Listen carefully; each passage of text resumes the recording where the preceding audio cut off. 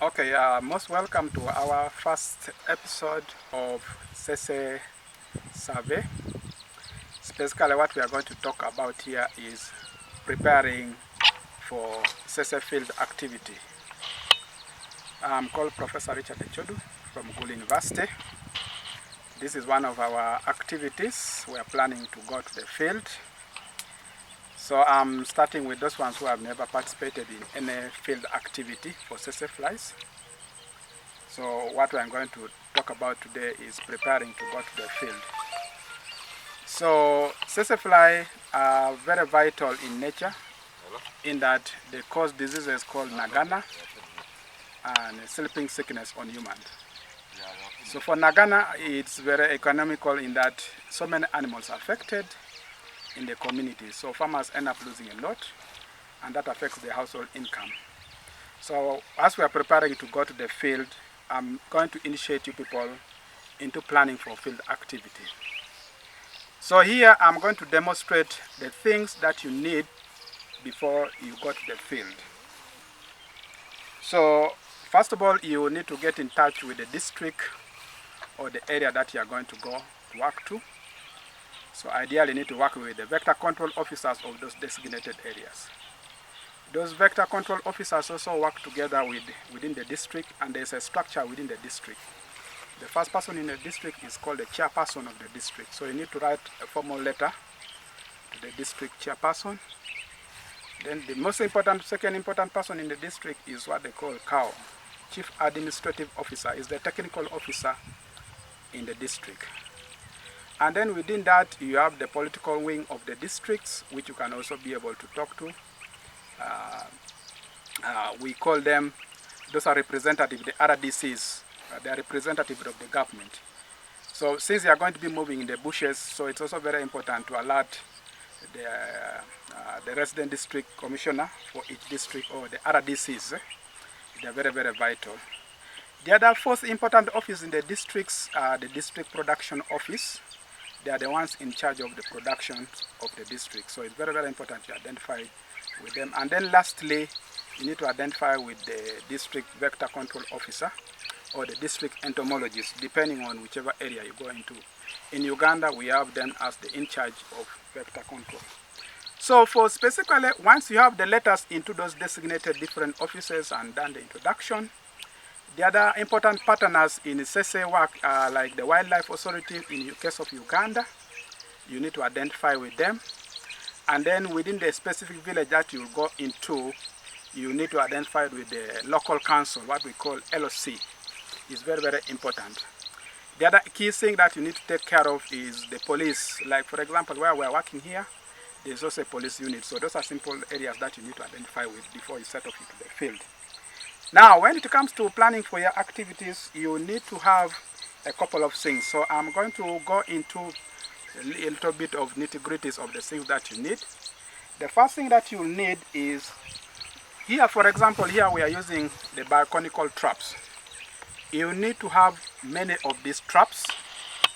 It's designed in a pyramidal form, and it has the blue color with the netting up and the black spot.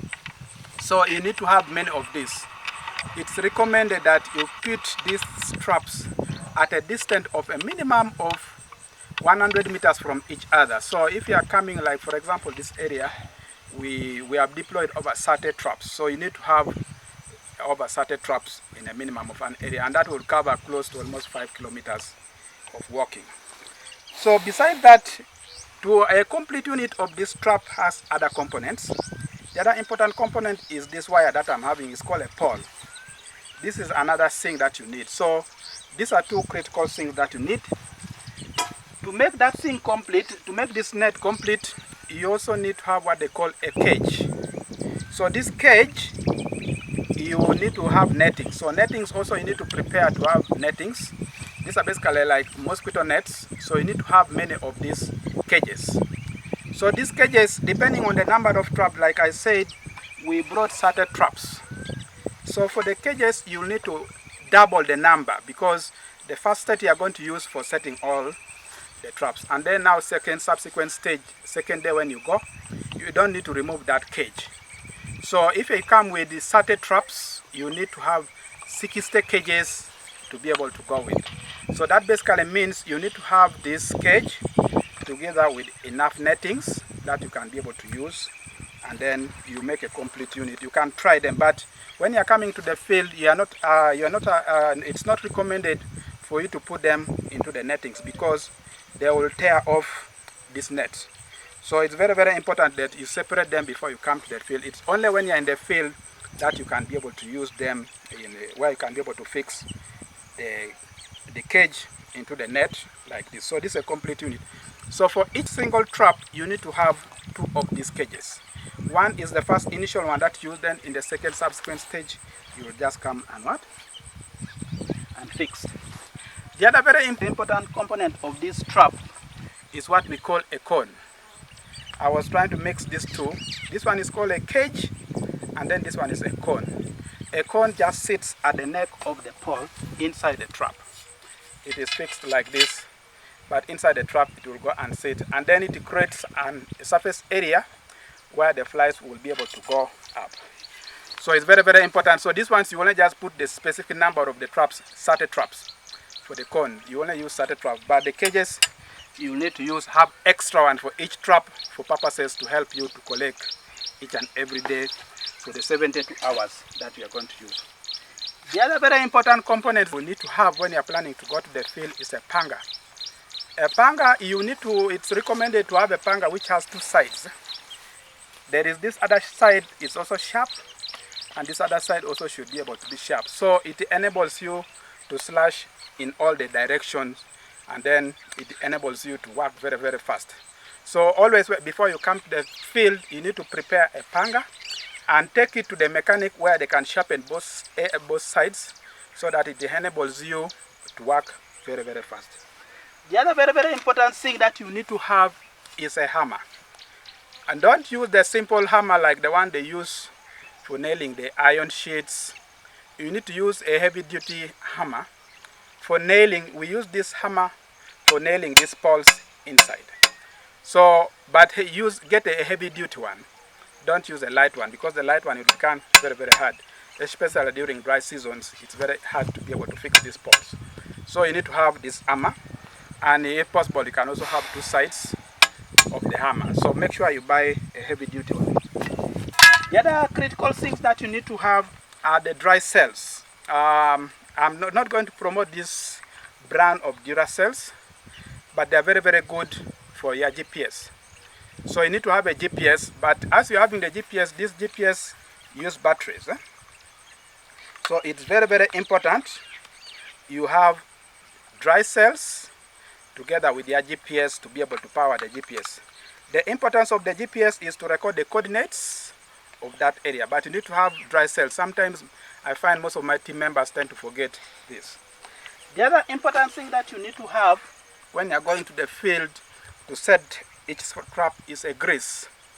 The grease, once we have set the trap, we use this grease to be able to, you get a stick. I'll get one simple stick here for demonstration purposes, and then you can be able to scoop the grease, and then you'll put it underneath. This one helps to control all the crawling insects from accessing up. So you put enough of it underneath a distance away after you have set your trap. So this grease is very, very important for controlling other crawling insects that would go and eat your insects, sesaflies. So it's very, very important you provide grease as a very essential requirement that you are going to use in the field. The other very important component of this field work that you need to have is the book.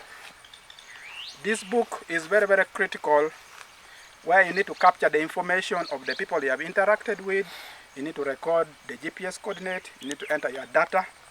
It's very, very, very important to have a book where you enter all that information. Importantly, lastly is rubber bands. Rubber bands, we use them for 2 purposes here. We use them for tying the cages, and then also we use it for tying the trap. So it's very, very critical that you need to have enough rubber bands. These are the rubber bands that you use in the bank for tying the bank knots. but here we're using it for helping us to tie the cage, but also to be able to tie the what? The trap. Of course, the book moves with a pen or a pencil. You need to be able to have some of those. And then importantly, if you don't have the icing condition, you can have a basin. Like now, for example, here, this is a basin that we are using for collecting our flies. So it's also very, very important to have that. And then lastly, other things that you need that I have not put here is like a sack. You need a sack where you can be able to put all your traps inside. So we always encourage you to buy 2 bags, and then you can sew them to become a big surface area where you can be able to keep your traps. I think with that, if you have watched it from the beginning up to the end, those are very critical essential materials that you need to be able to prepare to go out to the field. Of course, don't forget you need to have a car. A field team will need to have a car, and then you plan to have a car. A car is very, very important for movement purposes, to take you in different places that you need to go to. So you need to have a team. Besides these other items, you need to have a team that you'll go with. Like here, we have a team from the district, we have the teams from the local authorities here that help to move with us. We have a technical person, a GPS coordinator, who will be able to help us, and then also we have somebody who records this as I'm capturing it. So we thank you very much. We hope this will be able to help to prepare you for your next activity for Sese Survey. Thank you very much.